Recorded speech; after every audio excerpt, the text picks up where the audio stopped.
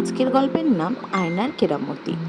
এক সময় এক গ্রামে মায়া বলে একটি মেয়ে থাকতো। সে স্বভাবগত মিষ্টি হলেও তার একটি বড়ই বাজে অভ্যেস ছিল। সে সবাইকে দোষারোপ করত। না, তোমার দোষ। সে গাছ থেকে পড়ে গেলেই বন্ধুদের দোষ দিত, রান্নায় কিছু গন্ডগোল হলেই মাকে দোষ দিত।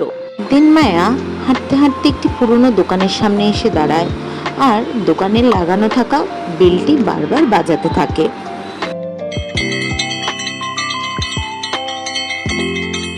দরজা খুলে এক বৃদ্ধ দাদু বেরিয়ে এলেন। তার দোকানে থাকা জিনিসপত্রগুলো যেন বড়ই অদ্ভুত। সে মায়াকে ডেকে নিয়ে একটা আয়নার সামনে গিয়ে দাঁড়ালো। দেখে বলল, এই আয়না তোমাকে সত্যি দেখাবে। তুমি যা দেখতে চাইবে তার সত্যিটাই কিন্তু দেখাবে।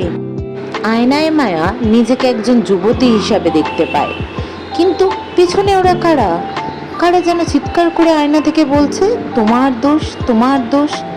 এরা তো তারাই যাদেরকে মায়া এতদিন বিনা কারণে দোষারোপ করেছে। তার বন্ধু, মা, বাবা, সবাই, গ্রামের প্রত্যেক প্রতিবেশী। এই আয়না তো সত্যি দেখাচ্ছে।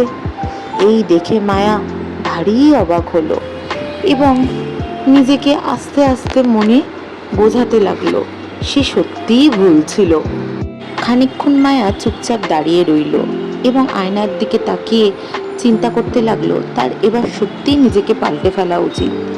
সত্যিই তো সবাইকে তো সে বিনা কারণেই দোষারোপটা করেছে।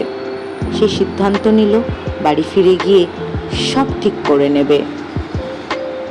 মায়া দোকান থেকে বেরিয়ে পুনরায় নিজেকে একটি বাচ্চা হিসাবেই পেল এবং দৌড়ে গেল তার বাড়ির উদ্দেশ্যে। মায়া গ্রামে ফিরল এবং গ্রামবাসীদের সাহায্য করতে শুরু করলো এবং তাদের সাথে মিলেমিশে থাকতে শুরু করলো। মায়া এখন বড় হয়েছে, এক যুবতী।